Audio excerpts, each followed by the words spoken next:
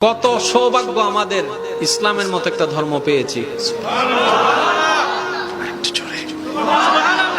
ভাগ্য আমাদের কত ভালো, ইমামুল আম্বিয়া নবী রাহমাতুল লিল আলামিনের মতো একজন নবী পেয়েছি। নসিব আমাদের কত খুশনসিব, কিতাবুল কিতাব কোরআনুল কারীমের মতো কিতাব পেয়েছি। আমরা চতুর্দিকে সৌভাগ্যবান। এবার আসুন একটু মনোযোগ। কিছুদিন আগে আমরা শুনেছি, দেখেছি মিডিয়ার মাধ্যমে, সুইডেনের মতো একটি জায়গায় অনুমতি সাপেক্ষে ইসলাম ধর্মের ধর্মীয় গ্রন্থ কোরআনকে পোড়ানো হয়েছে। এটা নিয়ে অনেক প্রতিবাদ হলো। রিসেন্টলি নিউজ আসলো, ওই সুইডেন সরকার ওই বিষয়কে সমাধান করার জন্য মুসলমানের পক্ষ থেকে একজন মুসলমানকে অনুমতি দিলেন।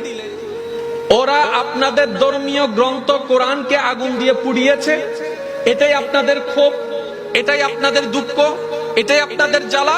ঠিক আছে, আমরা সুইডেন সরকার আপনাদেরকে একটু সুযোগ দিলাম, আপনাদের পক্ষ থেকে যে কোনো একজন মুসলমানকে আমরা অনুমতি দিলাম, ওই মুসলমান জনসম্মুখে এসে সবার সামনে, মিডিয়ার সামনে, পুলিশের সামনে, সবার সামনে ওই ব্যক্তিদের ধর্মীয় গ্রন্থ পোড়ানোর অনুমতি আমরা দিলাম।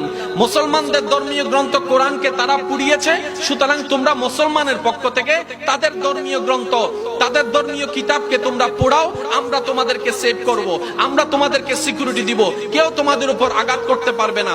সবকিছু প্রস্তুতি হয়ে গেল। এই রিসেন্টলি নিউজ আপনাদের সকলেরই জানা আছে, শুধু আমি একটু স্মরণ করিয়ে দেওয়ার জন্য বলার চেষ্টা করছি। যখন এই প্রস্তুতি করা হলো, মিডিয়া প্রস্তুত হলো, আর্মি প্রস্তুত হলো, পুলিশ প্রস্তুত হলো, প্রশাসন প্রস্তুত হলো, সরকার মহল প্রস্তুত হলো, সবাই আসলো। কি ঘটে আজকে একটু দেখতে চাই।